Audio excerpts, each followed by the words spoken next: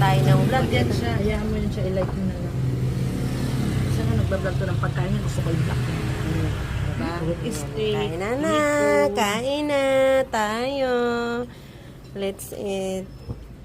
Sarap. Pansit with atay. Tapos ice coffee. Oh. Sa kanya naman, pandesal at coffee. Ang init-init ng ano. Hahat. Ah. Manginasal. Ang sarap ng manginasal. Kain tayo guys. Pansit. Almusal. Ay, naman ako ano siya. Hindi mo naiintindihan yung gusto niya. Siyempre ikaw na bumibili. Ayaw mo na mapagod. Babalik-balik ka ba?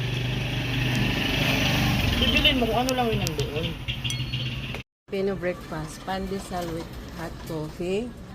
Pansit with Hindi talaga ito tinapay with ice coffee. Then, hindi talaga yung breakfast. Lunch yan. Yung kay, tilap. Pilipino lang, ma'am. Ano lunch? Mang inasal. Diba? Sarap. Kain.